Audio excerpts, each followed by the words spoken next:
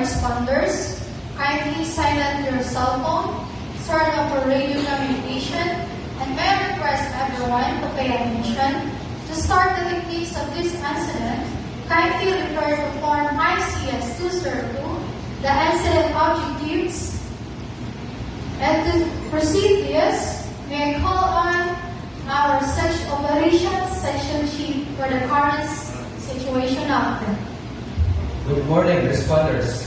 Responders, ngayon ay ganap na alas 3 ng hapon ng Setyembre 16. Halos isang araw na lumipas, simula ng yumanig ang lindol. Inaasahan ng mga aftershocks na siyang ikinababahala ng mga residente ng bayan ng Rizal. Thank you. Thank you, sir. For the weather update, may I call on our meteorologists. Good morning. For the weather update, the weather is fair, winds of 17 km per hour out of southwest, and a temperature of 28 degrees Celsius. Thank you. Thank you, ma'am. May I call once again our operations section chief for the operation assignment. Good morning again, responders. Responders, Team Alpha, kain ka mo. Team Alpha. Team Alpha, aani kita magtatrabaho. Ang iyong trabaho, pag-search, rescue, and retrieval. Asya niya ang bukos ka apektado nga lugar. Medical group, kain ka mo. Medical group, standby ka mo. Standby ka mo ha base 1 para hanggang na pag-responde ang mga possible na mga samaran. Evacuation group. Evacuation group. Evacuation group. May nakita estimated nga 200 katao nga kinahanglan ma-evacuate nato ipakali ha evacuation center. Clearing group. Clearing group. Aani kita magtatrabaho. Ini asya ini ang national highway. Asya ini ang atong unahon pag-clearing para makadagdag na makasakop ang atong mga kaupod. Restoration group. Andam lang ako? Restoration group. Bukos ini nga area. Bukos ini nga area ang iyo pagtatrabahoon. Ibabalik natin ang kuryente as soon as possible. Thank you. Thank you, sir. Next in line is our structural update. May I call on our structural engineer. Good morning, everyone. Ako ay ang iyong kapilos. Ako ang structural engineer. Ako ang nakayad.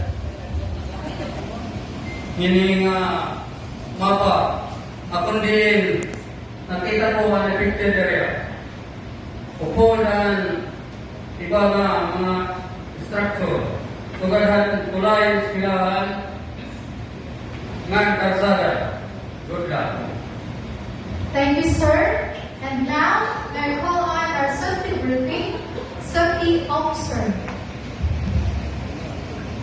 Respondents, good morning. I am safety messenger. I am Richard de la Cruz. Please always wear required person protective gear. Always work in for body system. Watch out alcohol and debris will guide. And God bless.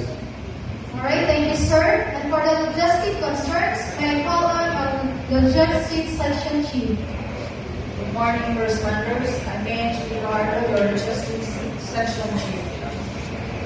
Please refer our communication plan ICS Form 205 for our frequency and channel guide, and for our medical plan ICS Form 206. Your basic needs such as water, food, fuel, batteries, and others are now ready for pickup. For other logistic concern, please approach me after. Thank you. Thank you, ma'am. Let us proceed for the financial concerns. May I call on our financial administrative section chief. Good morning, responders. I am Lisa Anto, your finance officer. Don't forget to log in up once you were done. And it is a must that all expenses must have receipts for proper documentation and enforcement. If you have any further concerns, about financial matters, LSDB and Incident Command Post, we have sufficient fund and resources. Thank you. Thank you, ma'am. For the information line and updates, we have our Public Information Officer. Good morning, responders. I am Julie Kayubit, your Public Operation Officer. As a briefing, we have already initial press release and we have set a media press briefing room located at the lobby of our municipal hall at exactly 800 hours. May I remind everyone to please refrain from giving out an interviews or unofficial information. For any media personnel who has any question, kindly direct them to our press briefing room. All official communications or information should come from PIO. Thank you. Thank you, ma'am. Let us proceed now to our cooperating agencies. We have our liaison officer. Good morning, responders. I'm your license officer. My name is Dennis Capilos, and as of now, I regularly contact other agencies to ask assistance for this operation. So far, all of them give a positive response. Whereas for food preparation, we have from Jollibee and 7-Eleven. Jollibee give us 100 food packs, and 7-Eleven 100 bottles of water, and another essential needs. For any other needs, just contact me and or say thank you. Thank you, sir. And for the closing comments or recommendations, may I call on our incident commander. Mapay na lahat ng tanan. Ako, accident commander, Jeremy Telegre. Aaraw ko ang safety ng atong responders. Please save and God bless all. Thank you. Thank you, sir. However, that concludes our operational briefing. Let us have breakout rooms assignments. Division Alpha, proceed to room 201. Medical group, proceed to room 202. Evacuation group, proceed to room 203. Relief group, proceed to room 204. Clearing group, proceed to room 205. And restoration group to room 306. And our